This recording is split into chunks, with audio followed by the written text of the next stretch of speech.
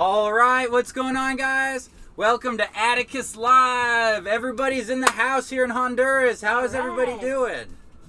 All right, so we are coming to you live once again from Atticus. We are currently at anchor, and we are about ready to watch the sunset. So I know there might be a lot of glare right now, but in like 15-20 minutes, you guys should get to see a beautiful sunset from French Harbor, Roatan, Honduras. So let's do some shout outs. We got Ralph Lang, Sea Light Adventures, Hans Jensen, thank you so much for the coffee idea, by the way. Stephen Ford, Brad Scott, what's up, buddy? Thanks for showing up. Morken123, Hugo Benitez, Frank Tarden, Natalie Smith. Hey, what's up, Natalie? She's a badass female sailor. We got Brad Scott already. Tammy Cooper, how's it going? Tammy Cooper, whoop whoop.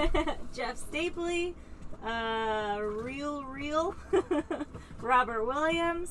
Hugh Van Dunn. Hey Hugh, how's it going? Hey Hugh. What's the weather like in Florida these days?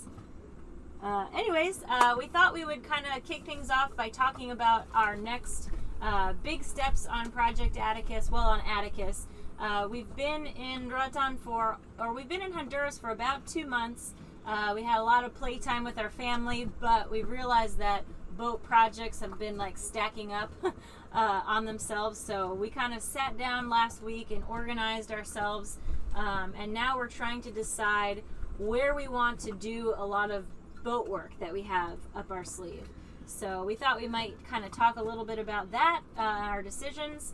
Or our options. We can either go to Guatemala and do the work there. Nice thing about Guatemala is that the labor is really cheap. Downside to Guatemala is it's really hard to source materials. Another option is going to Panama and doing the work there. We've heard that it's a good place to get boat work done, but I imagine it's a little bit similar to Guatemala and that it'd be a little bit challenging to receive products from other parts of the world, although we've heard Panama is better than Guatemala in that respect.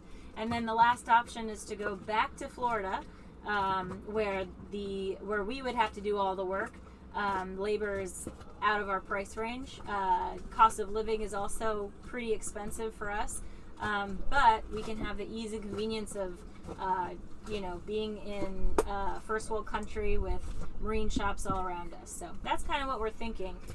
Go ahead. Well, I was just going to say, and we can discuss that quite a bit today, that we are in the decision-making process for that. So we're kind of trying to take a step back and looking at the projects that we have to do and deciding where to do them. And that's one of the cool things about being mobile, right, is you can go to where whatever it is that you're doing, it's best to do that. You know what I mean? So real quick, got a couple more shout-outs I want to say. We got, first of all, Hugh Van Dunn says it's 70. He's sweating in the high 70s. Good for you, buddy. Yeah, it's getting hot this afternoon here. We got KW from Minnesota. What's going on? We got Lori Van Dunn. Hey, Lori. And then Patrick Coate. And Patrick Coate came in with the first super chat of the day. Cheers, coming in with Patrick. 10 Canadian. We were running way behind today, so we didn't have time for glasses. We're running so behind. Like, I literally just grabbed this bottle. I was like, give it to me. All right. So anyway, cheers, everybody. And cheers Patrick. Yes, and while we're on that topic of super chat, we're going to be doing a live drawing today of a coffee mug, which we'll put your name on, and we will also include a bag of coffee from the coffee farm that we visited on last week's episode. So in order to be entered into this drawing today, anyone who donates $5 or more on Super Chat or PayPal I'll write their name on this little piece of paper and we'll put it in the hat. That's right. We'll So in fact, Patrick Coate is the first person to go into the hat. So All I got right. Well, I'm gonna wait till you're done writing it. I want to wear this thing as long as I can get away with. And then in fact, we had one person saying, Scott was saying, sadly the sun is blowing out the vid. We are aware of the relatively poor lighting at the moment, but we kind of set this up this way so that here in like 15 minutes you guys will get to watch the sunset. So it should be really pretty. I'm really hoping it'll turn out nice. So bear with us on the whole blown out thing here for a minute. Okay, first name going into the hat. Now, today's little fundraiser is, should I give that to you? Or should I hold on? Yeah. Today's fundraiser. So again, we're giving away a coffee mug and coffee from the last episode. If you were a winner today, and hang on tight because we're gonna do the drawing at the end of the live stream. But if all the money that we make today is going towards this refit that we have coming up. And so we've got a lot of stuff that we got to do. We're looking at potentially buying new spars. That's probably the biggest expense if we do go ahead and do that. So we're looking at potentially replacing both the main and mizzen mast as well as the booms. It's a big expense. I'm not certain that we're going to do it, but we've kind of got to decide whether we want to or not, simply because there's a lot of components of the rig, components of the spars, and hardware on the spars that is getting really old. We're starting to have problems with it, and we want to replace it before we cross the Pacific. And that's actually the big reason that we're having this refit that's coming up, is because we want to get the boat bulletproof so that we can cross the Pacific this next year. So basically a year from now. Right now, Atticus is in pretty darn good shape. The refit that we did before we started cruising got the boat almost, to perfect condition. And I would like to say that what we've done in the last 2 years has been basically a 2-year shakedown cruise. Yeah. And we've figured out, basically what we didn't quite get right and what we didn't quite, figure out and do in that first refit. And so right now, Atticus is in fine shape for cruising the Caribbean for, 2 to 3 day passages max. But if we're going to cross the Pacific, we need to be confident that the boat can handle anything that pops up, outside of any kind of forecast period, right? Because once you leave Panama, or better yet, once you leave the Galapagos for the Marquesas, you have no idea what's coming up because the forecast just can't see that far ahead. So we want the boat to be bulletproof, and that's what this upcoming refit is going to be about, and that's what today and probably the next several live streams, all of the Super Chat money, all the PayPal donations that we get in these live streams is going to be going towards our ability to do that refit and thus do the Pacific crossing. And for those of you in the same position in your own refit, getting ready to cruise, you'll know that a lot of your projects are kind of like, well, I don't know, maybe we'll need that. So it was a lot of guesswork, and now not only do we know what we want and need on Atticus specifically for cruising, but we know what's difficult and really easy to do in other countries. So in Guatemala, for example, we actually hired someone to polish the stainless steel on Atticus, and we couldn't have afforded that in the United States, and that cost us like $15 a day. It was amazing. Now we know that. What we can't afford to do is, ship in a stainless steel fitting for our rigid solar panels, which is a problem we're running into right now. Yeah. I mean, okay. Well, before we continue on that, we got a couple of super chats that we got to throw in here. So we'll just pronounce them right now and cheers you now. So we got Ralph Lang, Stephen Lee. Hey, Stephen. Cheers. Cheers, Stephen. Sorry, I remember Stephen Lee because I wrote your name wrong on Desiree's arm. Sorry about that. We got Parrotfish. We got Jeff Stapley, Sailing Far-Fetched, Stephen Ford. Stephen says, I know you don't get as much with Super Chat, but I don't have PayPal, so here you go. Help with some boat work. Cheers, buds. Aww. Cheers, Stephen. We appreciate it. Tom McFarland. Tom, thanks, man. And then Harrison Wheeler in the house. This will get you a few beers for the refit. That's true. Thank you, That's Harrison. going to be like the most important element of the refit is plenty of beer. And then Lori Van Dunn says, hey, glad to have met you, Desiree. Thanks, Lori. I'm actually editing the episode that we met in right now. So I just recently started helping Jordan edit. So we have all the footage, and then I actually assemble it, put it together in a neat package, and then he edits it. So I get to go through and relive our meeting. So it was nice to meet you, Lori. In fact, one more quick off-topic thing before we get back to the refit that's coming up. But Desiree is now the associate editor for Project Atticus. Woo! So we got her trained up, and she is now, the way I like to put it is, it takes me 3 days to edit an episode. She now does day one. So it takes, hopefully, and we're trying to get there. Hopefully it's going to start taking me 2 days to edit, and then basically 2 days for her till she kind of gets caught up. So Desiree is the associate editor, or as she likes to put it, editor-in-chief, because she's the boss, apparently. Yes. Yeah. I'm technically the head editor, but she's the editor-in-chief. And this is all in preparation for a competing channel that I will be starting soon. Yeah, which I think you wanted to call it like Hot, Skinny, Sexy Sailor Girl. No, Project Schmaticus, the Desiree Show. That'll be good. Yeah. I've been keeping up with all the names, so we've got a bunch of names here going into the hat. All right. Into the cool Guatemalan cowboy hat. And then Sailing Vessel Uncensored says, do you think your water maker would make you more independent? And if you come to Florida near Melbourne, I will give you free labor. That's awesome. Maybe we should go to Melbourne. Rock on. Yeah, we'll definitely take you up on that Actually, eventually. for any of you guys living in Florida, we do have a lot of research about which boatyard we would be going to. We're looking for like the cheapest boatyard possible that is close to any kind of like marine supply industry. Stores, services. Like, we want to make sure that the boatyard / marina is cheap, but we also want to make sure that we're in the vicinity of, metal fabricator businesses and metal surplus supply stores and West Marines and Home Depot, right? Mm-hmm. Like, we're trying to find that sweet spot location in the Florida area that kind of has both the services, the supply stores, and is affordable. Mm-hmm. So if you guys have any suggestions, let us know.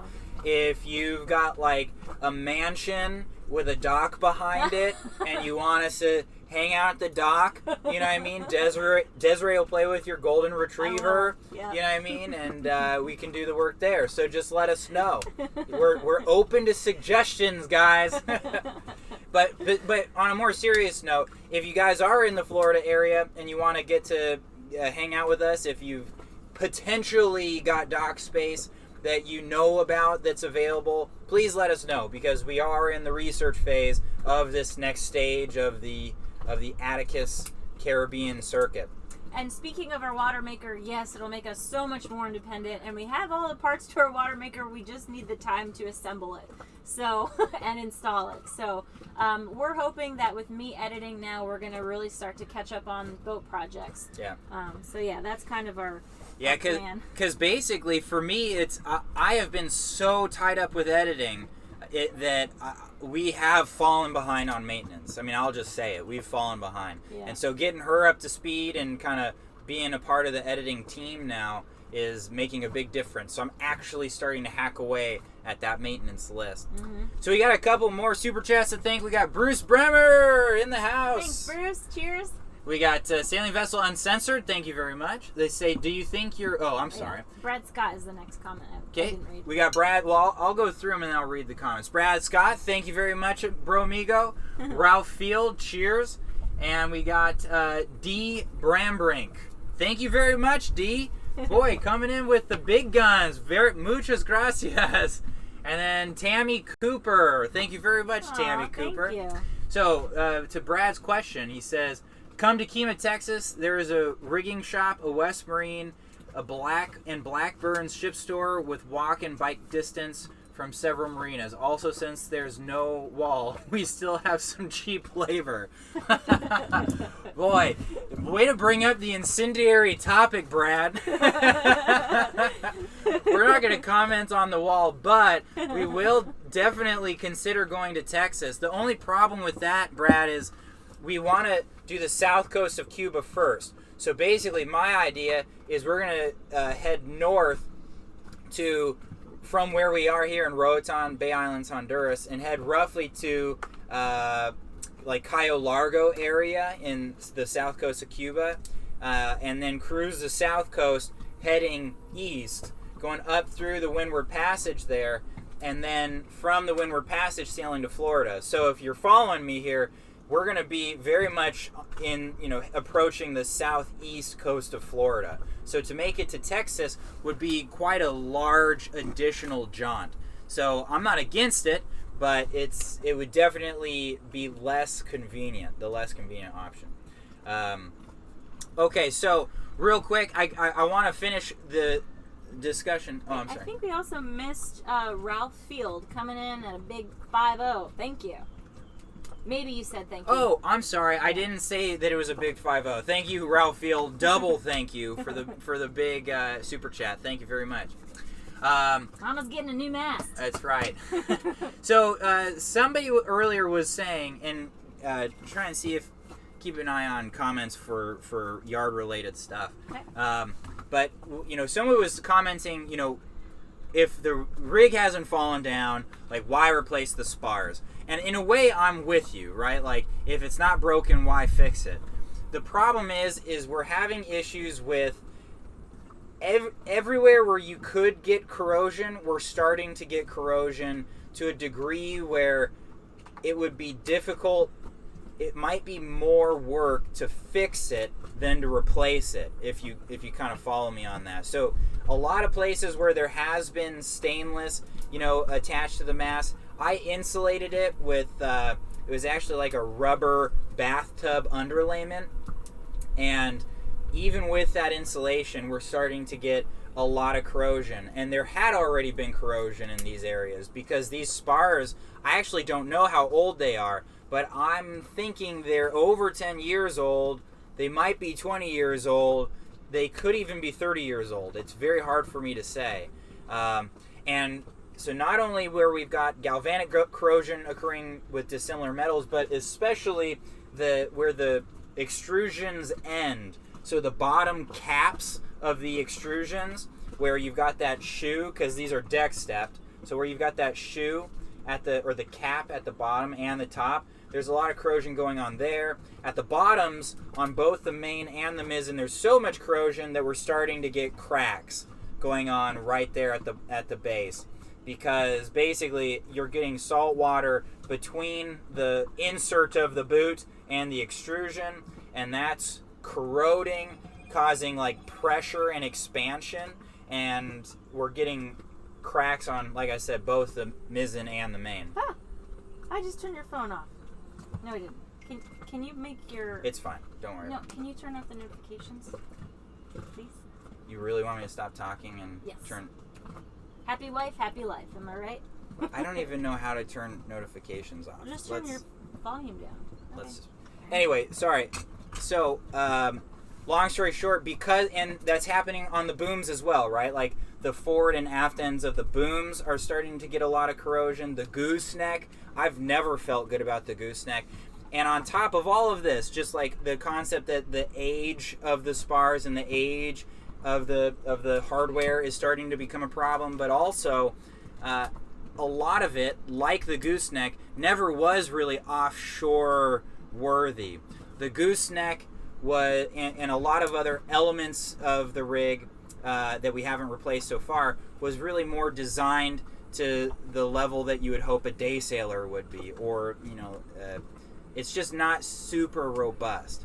And so what we would like to do is, again, make Atticus bulletproof from the standpoint of it's unstoppable. The refrigerator might die on us. We might have a problem with the batteries. The fuel tank might corrode out from under us. Like, we're not going to make Atticus perfect, but I want it to be bulletproof from the sense that no matter what happens to the boat, we can sail somewhere that we can fix whatever problems occur. Mm-hmm. And so the spars are getting to that point, and I'm sure a lot of you have been there before where you're like, is it even worth me to fix this problem, or should I just replace it? And I'm kind of getting to that point with the spars. So yeah. We got a couple more super chats to thank. I'll let you do that. Guy Festa says, try Fort Pierce, Florida for marinas. This is where UMA got their boat seaworthy. Also, I am just up the road and can help as well as provide local transportation. Hope to meet you guys. That's awesome. Yeah, we're excited. We're actually going to coordinate, hopefully, with UMA as well as White Spot Pirates to talk to kind of interview them in an episode to ask them the pros and cons of doing work internationally versus the first world country. So that should be fun. Definitely looking at Fort Pierce. Yeah. Real quick, No Job says, hello, No Job. Nice. We've got Ralph Lang. Thank you so much. And, come on. My computer just froze. And who was it that was talking about Fort Pierce area? Guy Festa. Because Ralph Lang just said, look at yards in Fort Pierce. There we go. There you go, Ralph. Is that where you're from, Ralph? Are you in the Fort Pierce area? And we got Shmoo52. Thank you, Shmoo. Wow, thank you, Natalie Smith. She says, hey, bud, something to help you guys keep safe in your crossing and to keep the great vlogs coming. Fair winds and follies. Thanks, Natalie. That's so nice. That is so sweet of you. Yeah. Thank you very much. And then Natalie has she was featured in a sailing magazine. She got her boat ready in how many days was it? Something crazy. Like 3, it was like 0 to cruiser in 3 months. It was just insane. Nice. You're one. awesome. Barry D, thank you so much. Thanks, Barry. And Patrick, oh my Davies. sucks. Yeah, Patrick Davies and Michael G. All right. Rock on. Thanks, guys. Okay, so what do we? I had something, but I lost it now. Sorry. Give me just a second. Natalie Smith. And also, as a side note, we're going to be doing 2 drawings today. So one for Super Chat and one for PayPal. And we'll go through all the PayPal ones, donations in a little while. Yeah. Real quick. Shmoo52 says, love the wine glass, Jordan. Yeah, thank you. This is a classy affair. Welcome to Atticus Live, guys. So like we were saying earlier, we were in a huge rush getting this live stream together today, and so we didn't have time to do a lot of things, let alone get some proper glasses for the wine.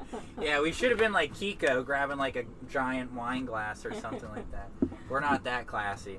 And we got a couple other suggestions about like places to go. Fort Worth, Texas. Kelly Watton says Fort Worth. Again, Texas would be a little bit tough. Let's see here. Oh, and then Harrison Wheeler was asking, what about the Baba? And that's a good question. So for a lot of you guys, you've heard us talking about eventually wanting to move up to Atticus 2.0 eventually, get a slightly larger boat. We talked about doing that more in the short term, and both of us kind of realized that we really want to cross the Pacific.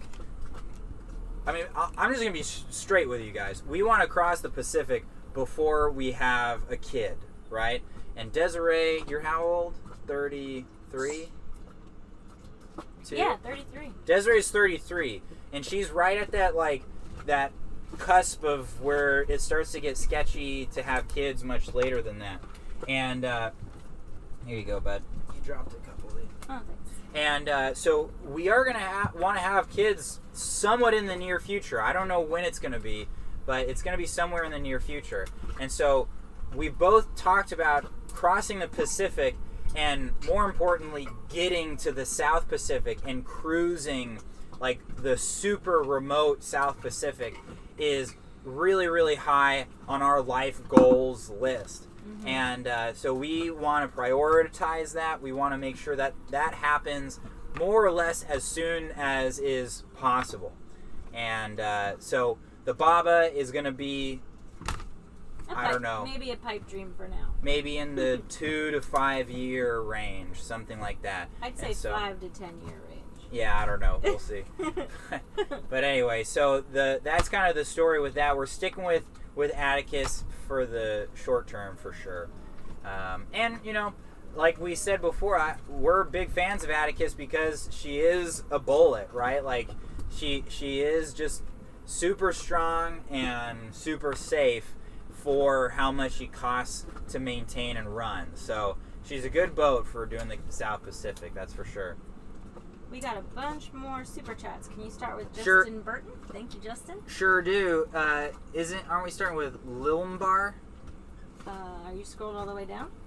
Yeah, because we did Patrick Davies, we did Michael G. Oh, sure. Yeah. So we're going to start with Lilmbar. Thank you very much. Yeah, Muchas cheers, gracias. thank you. Sailing Truckers. Thank you very much, guys. And they actually came in twice. Hey, rock on.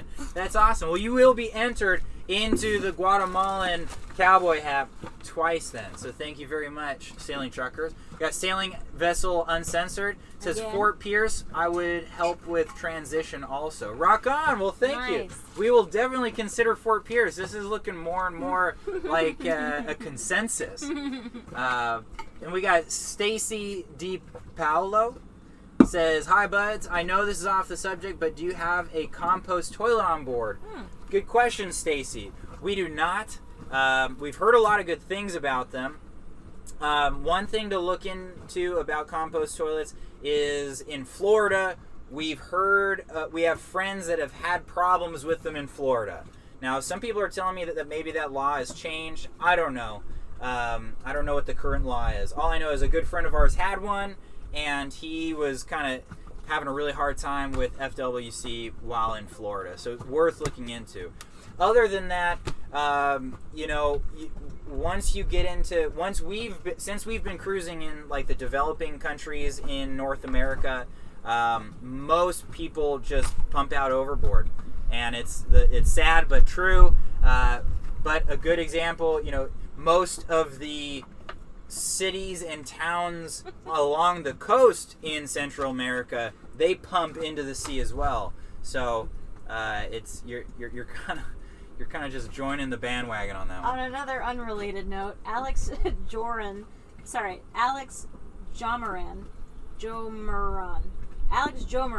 says, "Sell the naming rights to Baby Bud."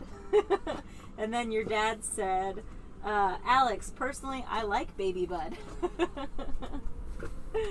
That's great. Baby Bud is good. Yeah, Baby Bud. We're gonna be in competition with what is it, La Vagabond Mum or whatever, Baby Bud. Yeah, Baby Bud. I like it. What were we talking about sarcastically the other day? I think if we had a boy, name him Big Time. Big Time. Right? Yeah. Big Time Wicked. Yeah, I like that. I dig that. Big Time Wick. All right, so, and again, Sailing Trucker says, "You guys are absolutely inspiring. TYTY. Hope to see y'all out there when we get there." Rock on, Sailing Truckers. Well, what's your guys' timeline like? How long are you thinking till you're going to be joining us out here? And then Justin Burton, cheers, amigo. Cheers. I'll cheers you with the Guatemalan cowboy hat. And then Ralph Lang again says, "I would drive down to Fort Pierce and assist for a weekend." Nice. Awesome. Sounds like a plan. I'm going to seriously look into Fort Pierce and consider this. Were they saying it's cheap over there? I think that's where Uma went. And gotcha. And speaking of Uma, what we're actually going to be doing is here in the next couple months, when we get to the episode where we're discussing where we want to go in Florida, we're planning on having a conversation with Uma, with Dan and Kika about it. So that'll be a cool episode, getting kind of interact with them and talking to them about their advice on where to go for the refit. So. And then SV Allegro says, "Thanks for everything. Peace from Allegro. I'm in Florida with a compost head and have no issues." Oh, that's good to know. There you go. Good to know. Maybe. So I can officially stop saying that. It was years ago that our friend Noah was having a problem with that. So rock on. Thank you, SV Allegro. Appreciate that. And cheers. So anyway, so and I did like where was it? Brad Scott called it Bradicus. That's a good one. Bradicus. Yeah. Yeah, we got Dave Jones said, "Dave Jones is a good name." It is a good name. Yeah. I like it. Yeah. But anyway, so for those of you who are just coming in to the live stream, basically we've got the cool Guatemalan cowboy hat out again. And so Desiree is entering in the names of anybody that does a super chat or a PayPal donation over $5, and they're entering in to win a Project Atticus mug that has their name on it. So it is a custom Project Atticus mug with your name on it, as well as a bag of coffee from the coffee farm that we got to visit in Guatemala in this last week's episode. And I'll go ahead and link to the details down below on how anyone else can order that coffee. They actually do ship to the United States and Canada, and I believe a lot of other countries. So definitely check that out. Craig Smalley says, "Hi from the Pacific Northwest, minus 30 here." It looks a lot nicer there. And we got a message from Lon Pribble that you'll like, bud. What does it says, say? "Hey, the end of your videos have a list that says get more attractive.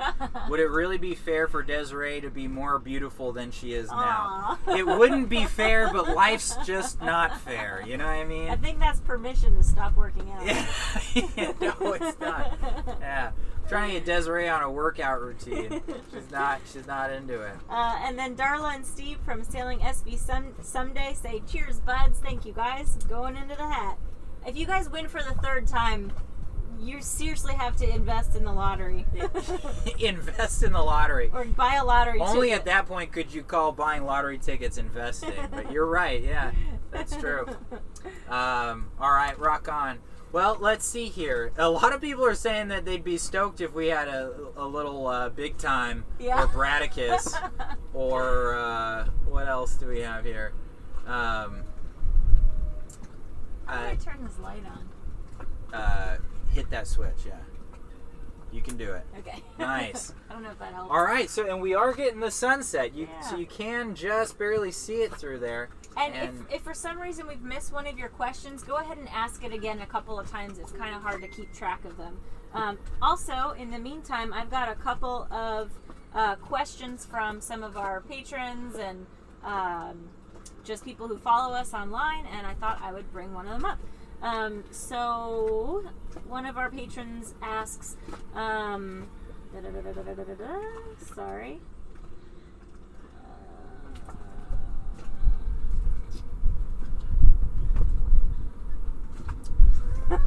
Never mind, I can't find them. Go ahead. Okay.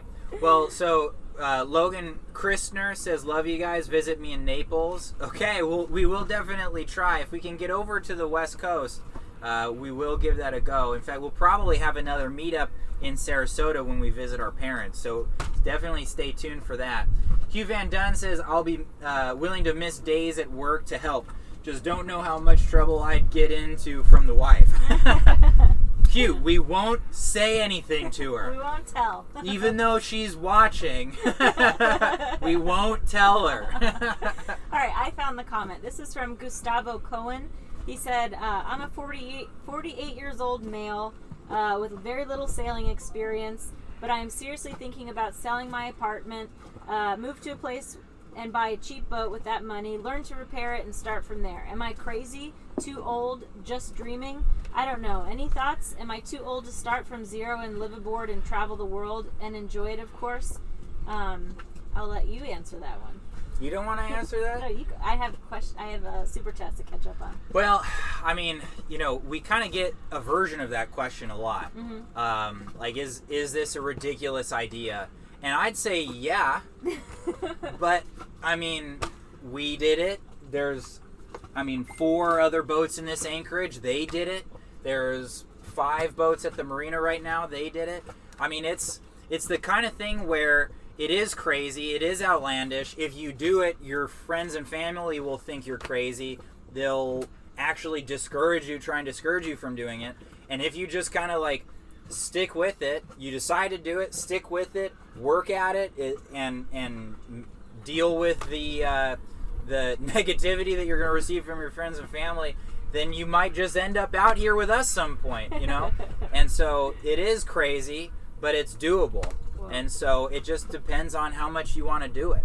And the cool thing about the craziness of it and that aspect about it is it's only in the United States, and it's only like in that period of time when you're working up to the dream that people will think it's crazy and will think you're crazy. The moment you get out here, you're just normal. Yeah, you're surrounded by like-minded people. Mm-hmm. So I say just decide if it's what you really want, and then go for it, man.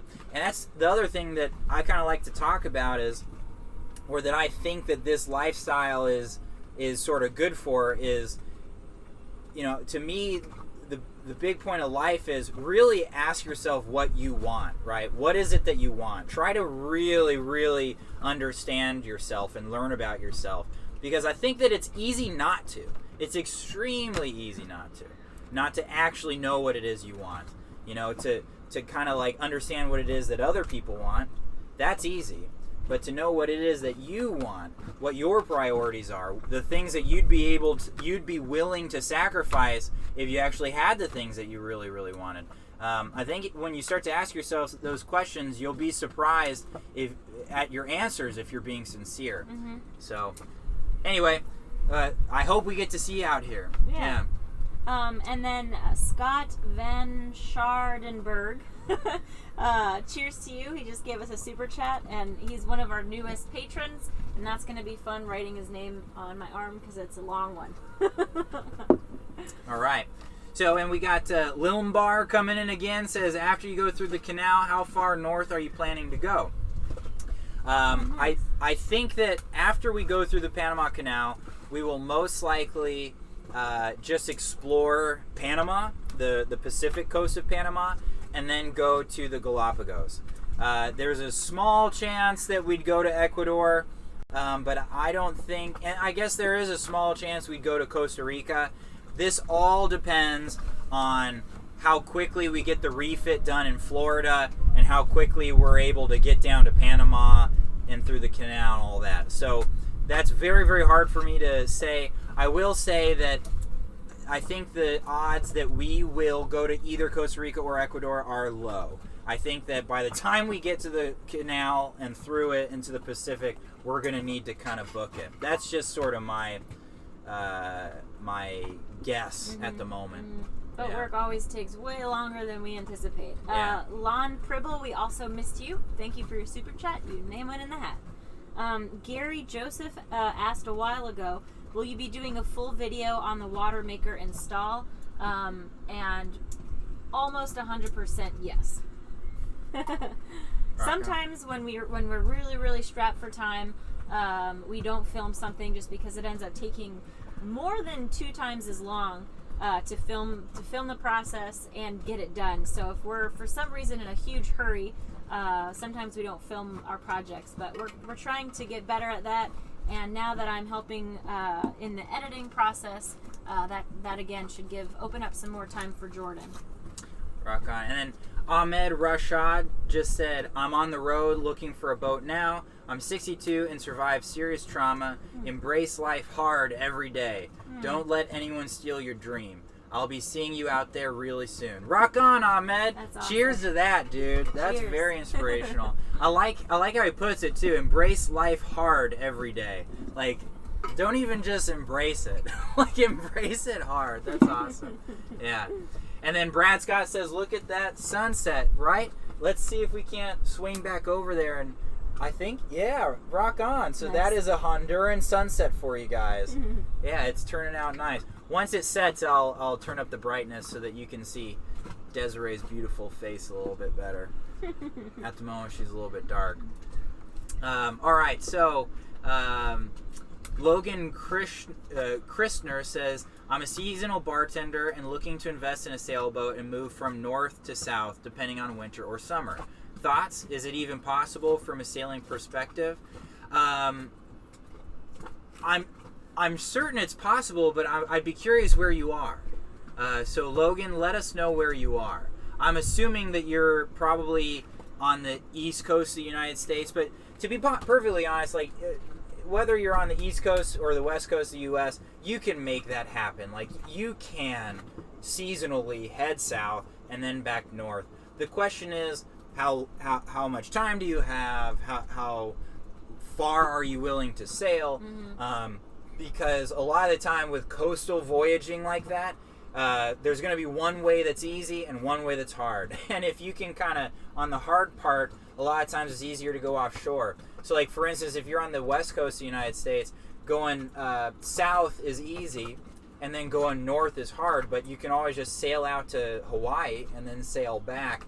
And so it's a lot of the time you've got situations like that where there's a long offshore leg that makes it easier but longer. So worth looking into. Another option you can consider is buying a boat in the south, like, I don't know, Key West or somewhere, and leaving it there year round and then just flying in seasonally and spending the the winter months in Key West. We had a bunch of friends, actually we had a couple of friends in Key West who did that, and they just had 2 jobs that they would do. They would do one job 6 months out of the year up in Maine, and then one job that they would do 6 months out of the year in Key West.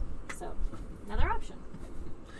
Sailing SV Someday says, Honduran sunset, how many parts tequila is that? You're about to that's like a good start for like a trop rock song, you know what I mean? That's That's a record breaker trop rock song right there.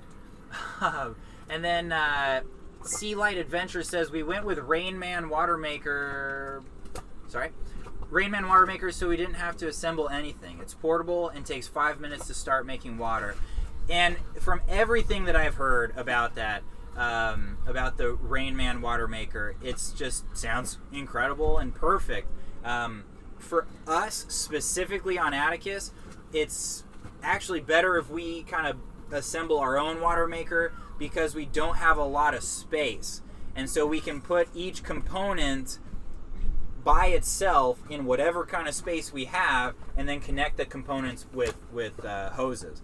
And so Rain Man is perfect if you've got the space for it. I know it's not big, but that just goes to show you how little space we have on Atticus. Mm-hmm. Can you switch the chargers over to mine? Sure. And then can you make the brightness better? Yes, I sure can. Okay, Desiree, you're up. You gotta start talking because I gotta fix the brightness here. Okay, I gotta plug your laptop in. So, these are my thoughts. Blah. I have thoughts, and they are these. You're doing great, bud. Here we go. You are plugged in, ready to go. Great. Sea Chef Jerry, wow, donates $50. He says, been off the grid for a few, but hope to see you out soon. That's awesome. Thank you so much. How's your cooking going? Any new recipes? Uh-oh. Yeah, this is great. This is new. I can plug it down below. Great. No, it's alright. Keep talking. I'll try and fix it. Did you already read Sailing Trucker's message? Sailing Trucker says, if you go to Panama and head north as far as San Francisco, depending on the day, we would love to see y'all, and it would be awesome if you all saw us for the first time. That would be really cool. And if you're susceptible to strokes from strobing lights, please consider do not watch this. Consider closing your eyes.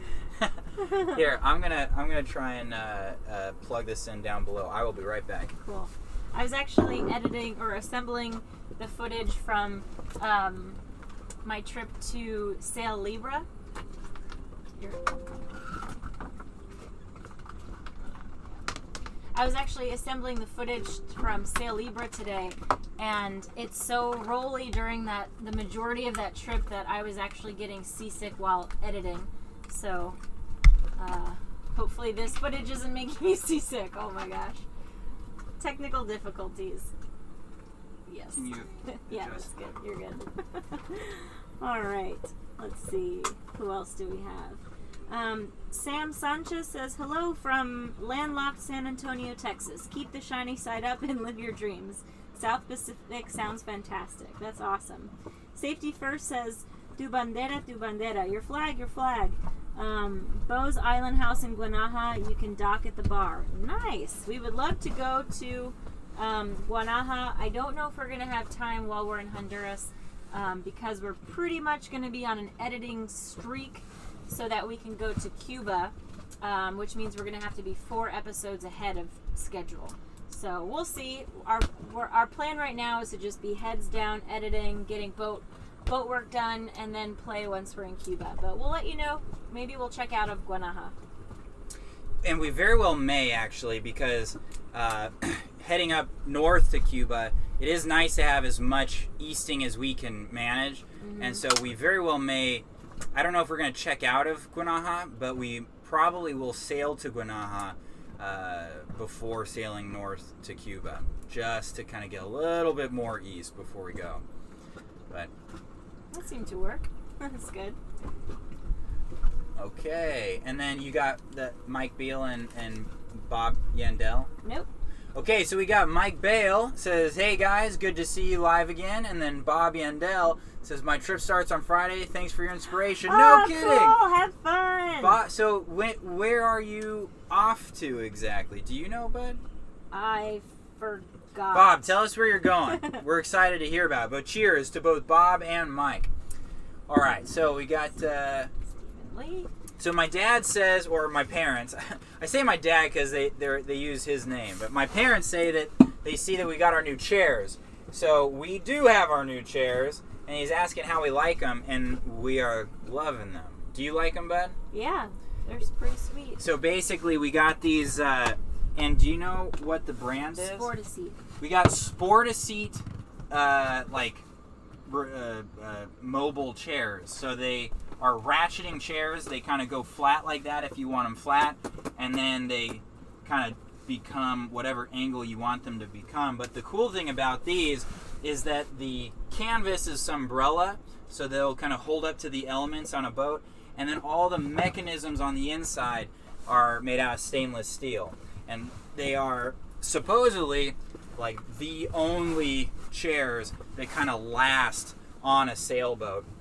And even like we had West Marine chairs when we first bought Atticus. It came with West Marine chairs. It came with West Marine chairs, and yeah, they went just as easily. They were stolen. they rusted out first. Oh really? Yeah, oh, remember okay. they were like totally rusted out. So it is not easy to find chairs like this that are that work well, living out at anchor. So definitely worth looking into. Sportaseat.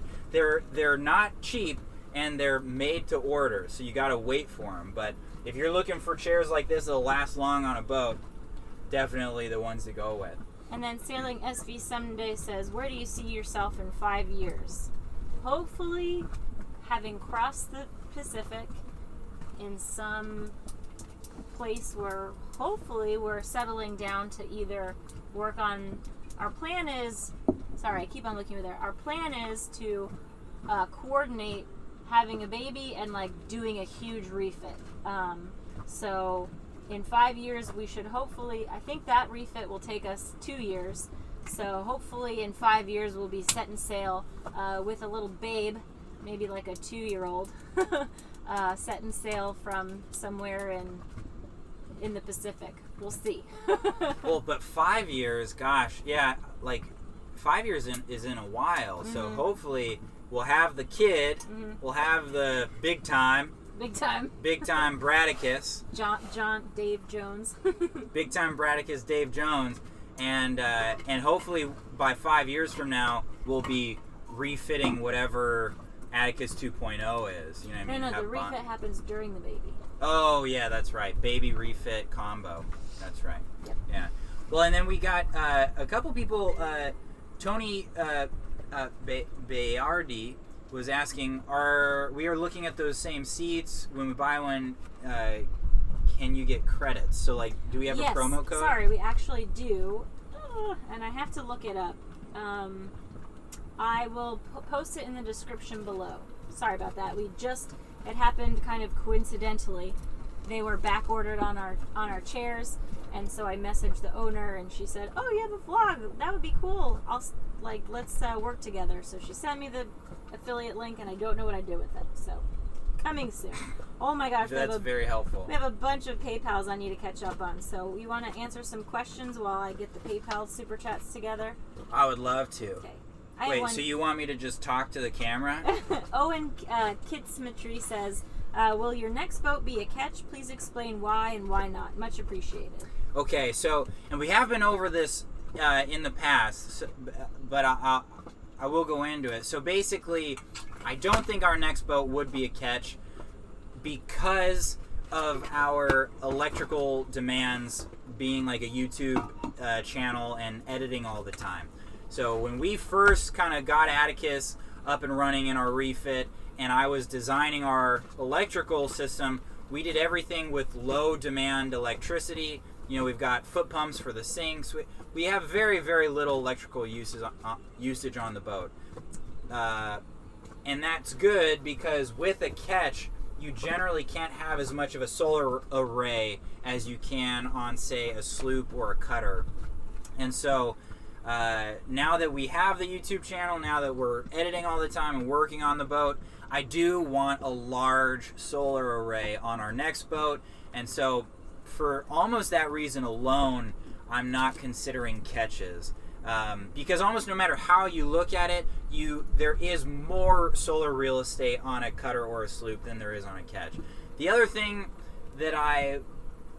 reason I'm not looking at a catch is I have come to believe that my favorite rig would be a Solent stayed sloop or a Solent stayed cutter. it depends how you put it. But basically, you'd have two head sails, but it's not a cutter because the two head sails would never be used at the same time. So you would have two, in my ideal world, I would have two head stays, a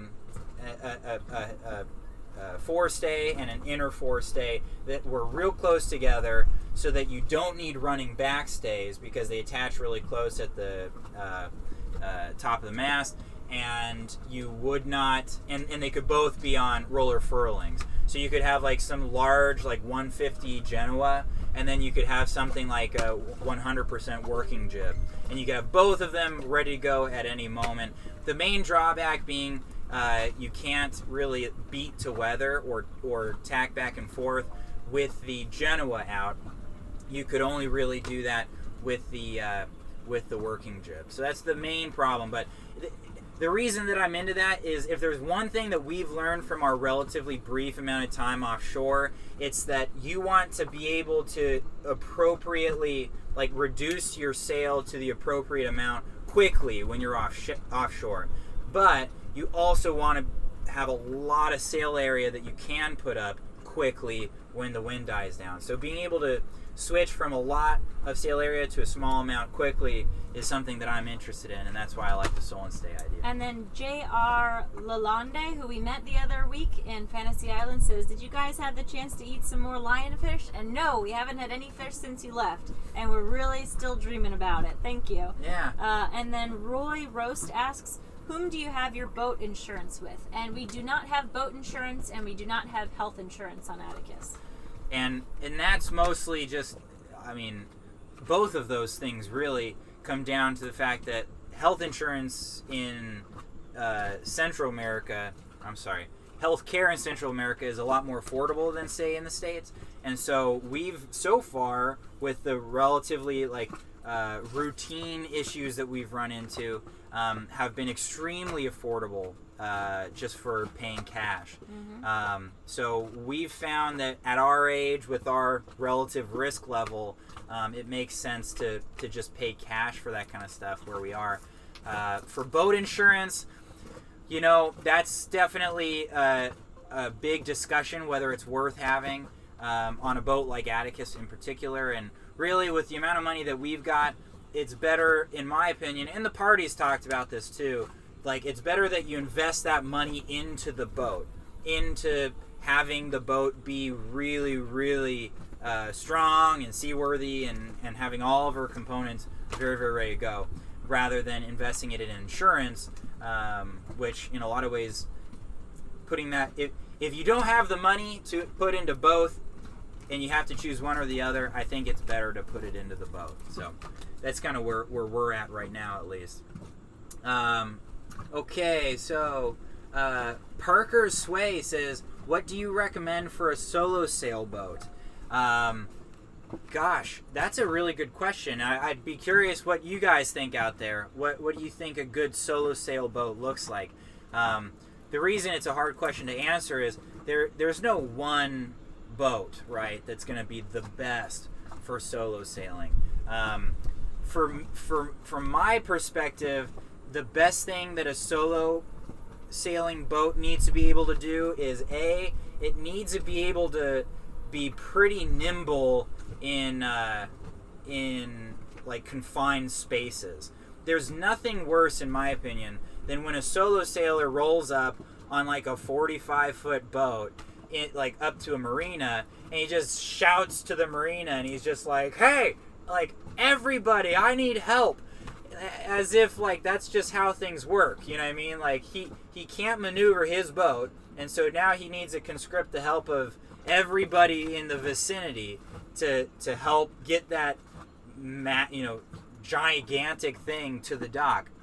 So to me, one of the main things about solo sailing is be able to handle the thing yourself. I mean, it sounds obvious, but it's not obvious to everybody. And so make sure that whatever boats you're looking at would be nimble enough, both under sail and under motor, that you could handle it yourself.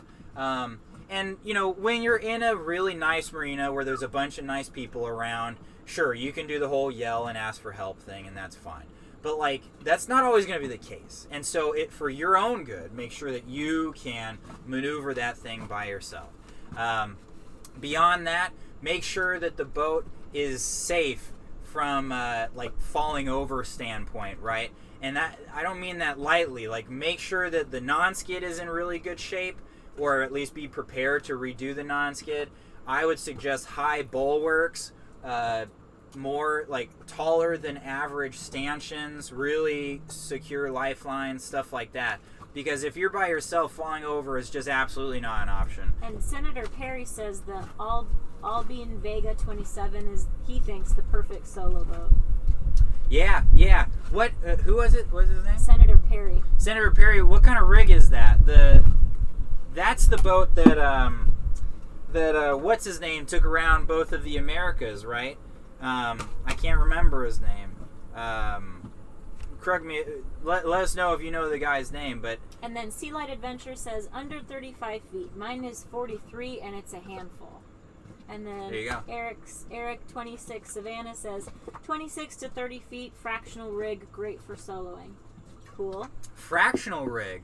Wow, I would love to hear more about that because I'm very interested in fractional rigs from a cruising standpoint, simply because head sails are a pain. Mm-hmm. They just are a pain, and so if you can have a smaller head sail, the better. So please let us know what you think about fractional rigs and boats that have fractional rigs that you like. Other than Matt Rutherford, there you are.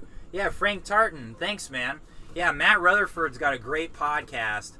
I really like his podcast. So if you want to talk about solo sailing and learn about solo sailing, Matt Rutherford's podcast is great. I think it's Single-Handed Sailing. Single-Handed Sailor is the name. I'm sure you guys know. Cool.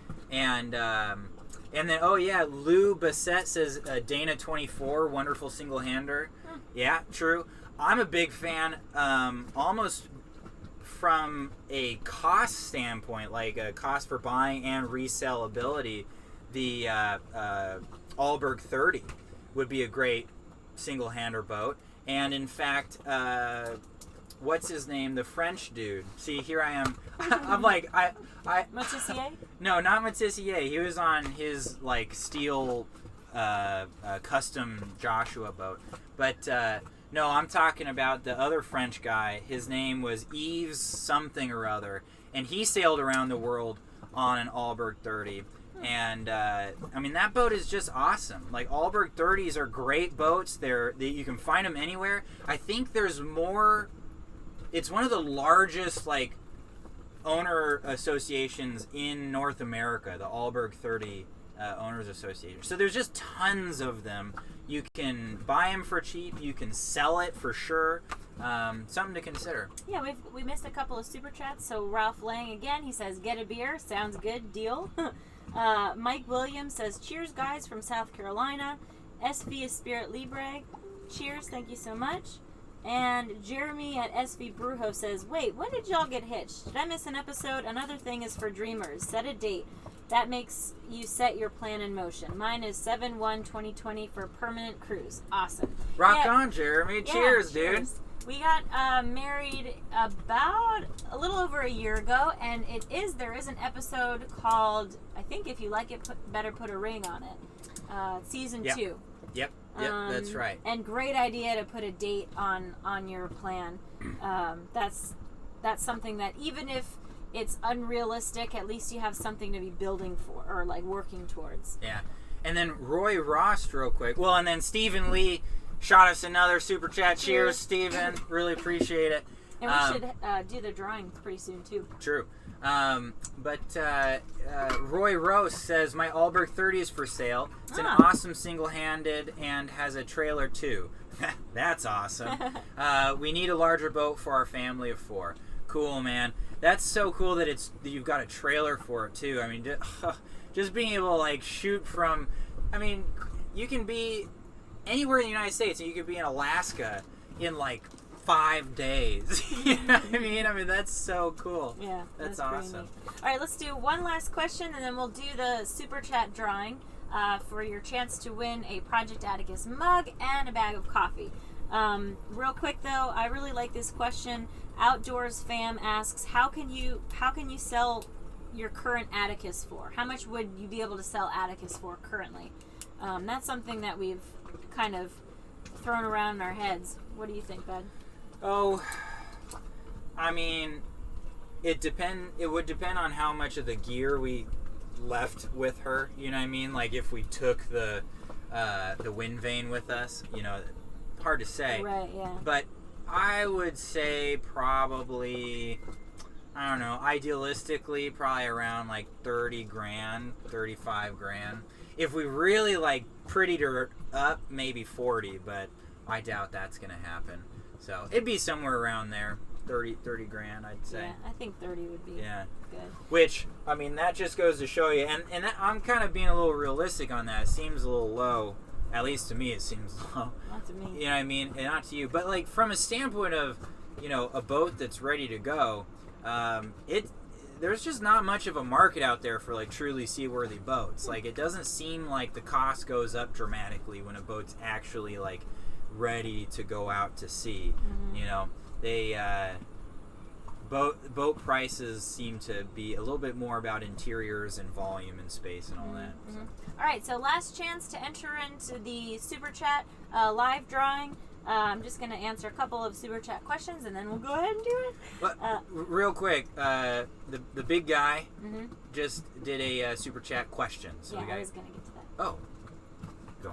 Okay, but first, Sailing Trucker says, we have a 1974 Chris Craft Caribbean 35, and it's pretty much set up to single hand. I think it would be a great choice. Good point. And then Steve Wick, your dad, was saying, folks are asking about your tattoo. What does it mean to you? Good question. So, my general response, or the first response I like to give people, is it's my two favorite shapes, triangle and a circle. And, you know, I think that's funny because I can avoid actually answering the question, which the question is a little bit like, I guess, sentimental to me, so like I don't want to seem like a loser by saying it, but basically, while we were living in Key West, you know, working on charter catamarans, it was this really interesting time of our life. We were exhausted all the time because we'd be working 14-hour days half the time, and we'd be meeting a lot of people. It was a very social job, and it was physically difficult. So we were just, it was an interesting part of our time, our life, because we were making a lot of money, we were working really hard, and it was like all going towards our dream. And so I'd be like half, like, you know, asleep, you know, doing this job, like I'd, you know, just be exhausted. And every evening I'd get woken back up again at sunset. You know what I mean? Like, the sunset would be so pretty half the time in Key West, they would just snap me back to life. And a lot of the time, there's such a big sailing industry at sunset in Key West. Like, the tourism sailing industry in Key West is huge. So at sunset, there'd be a lot of sailboats, and a lot of them would be big charter catamarans that weren't actually sailing, but they were motor sailing, so they'd only have their main up. And a lot of the time, they'd cross right over the sunset with their main up as the sun was setting. And so that's basically like the outline of what I would see a lot of the time at sunset in Key West, is this mainsail like sailing over the sun. And so it means a lot to me. Like, it means like sailing in general, but it's also as an image, like, reminds me of a part of my life where I was just working my butt off for a dream, you know what I mean? And so it means all that to me without being too specific, and I like that aspect of it. Awesome. And then SV Spirit Libre says, for some reason it will not let me do even numbers. Are you in Canada by any chance? I've noticed that with Canadian Super Chats, it does that. And then Sailing SV Someday says, you wacky kids, go get yourself some tacos. Deal. And then last Super Chat before we close the drawing is from Erickson26 Savannah. So thank you, Erickson. Let's do it. Okay. Okay. Hold on. Okay. Can you mix it up for me? This is doing a pretty good job, actually. Okay. But I will. All right. Who's going to be the lucky winner? Okay, right. Here we go. Okay. Okay, drum roll. Hold on. See Chef Jerry. Awesome. See Chef Jerry. That's awesome. All right, I'm See so Chef excited. Jerry, are you still in the house? Yeah, just send me a message on Facebook, and I'll need your address, and if you have a special name you want to put on that mug, and we'll send you your mug and your coffee. All right, let's do the PayPal drawing, but I probably have a couple more, so maybe you can answer one more question while I get PayPal ready. Sure, and just to kind of explain this a little bit, we've kind of talked about it a little bit in live streams past, but Super Chat and YouTube does take a pretty substantial cut of the proceeds, and so we do try to incentivize people to donate through PayPal, and so that's why we have one gift, we have one coffee mug and coffee bag that is rewarded to the winner from Super Chat, but then there's one going just to PayPal donations, and so that means that there is a much higher chance that you will win if you donate via PayPal. So just kind of keep that in mind for live streams to come. All right, cool. So we've got our PayPal names ready. There we go. All right, mix her up, por favor. Okay, here we go, guys. The moment of truth. Ready? Yep. Okay. Okay, drum roll. Trevor Hopkins. Hey, Trevor Hopkins. Yeah, so just send me an email or a message on our Facebook page with your address and what name you want on your mug, and we'll get that to you as soon as we can. All right. Sweet. Awesome. That was fun. Very fun. And then Roy Roast says, we're rooting for all your dreams to come true. Aw. Thanks for sharing your lives, experiences, and grounded wisdom with us. Aw, thank you. That makes us sound very with it and together, but that a lot does of the times make us sound it really just feels like a scramble. That's awesome. Yeah. All right, guys. Well, that was very fun. And do you want to just real quick talk about? Oh, I actually don't think this has been working. The text signal. No, Well, that is actually. I want to do that from now on. No. I want to be able to just. a novella. Yeah, it's like, Desiree, I'm pregnant. That's good. awesome. All right, I didn't even know we could do that. Real quick, we've been working with Sail Libra, so for those of you who are thinking about becoming cruisers and sailing around the world, but maybe you've never been sailing before, maybe you have, but you're just nervous about getting out there and seeing what it feels like on a passage, definitely consider going on a charter with Sail Libra. They do offshore passages on a great boat with hot water, lots of space, and the captain has been known to make fried honey buns for your early morning watch, which is amazing. They're doing a transatlantic crossing on May 5th. So if you book your trip this week, you'll get a Project Atticus and Sail Libra koozie, and you'll also get $1,000 off of your trip. So that's pretty sweet. We're so happy to be working with Sail Libra because they're a really fun charter and really, really great people on board. So check them out. Also, if you never want to miss another live stream, you can always text the word Atticus to the number 43506, and you'll get a text notification the day of every live stream and 15 minutes before we go live. And then real quick, Outdoors Fam says you guys should try weekly live chats.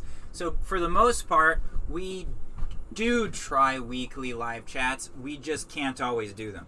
So in the event that we have good internet, we have the time, then we do weekly live chats. And the last couple weeks, we were actually in a marina for a couple weeks, and we didn't get good internet reception there. So now we're back out at Anchor, and we are getting really good data reception, which is so ironic, right? Like our Wi-Fi is better. Well, it's not Wi-Fi. Our internet is better out at Anchor. It's a brave new world, guys. I'll tell you that much. Kind of crazy. Brad Scott says, fried honey buns? ? Exclamation.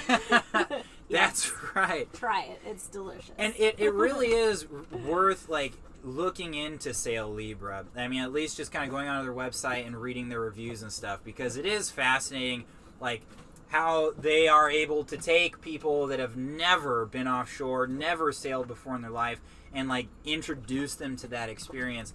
And not this week's episode, but next week's episode is going to be all about Desiree's experience going on a trip with Sail Libre. So I'm excited to start editing that episode, let alone... It gets rough. Yeah. There were people praying down below. Yeah, there will be blood. Real quick, Lon Pribble says, good luck with the baby making. That's awesome.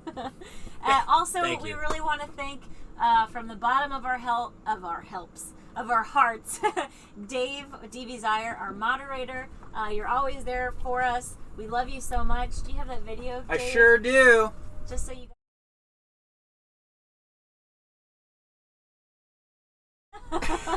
I'm sorry, guys. I'm not sure. Keep on zooming back into me. That works.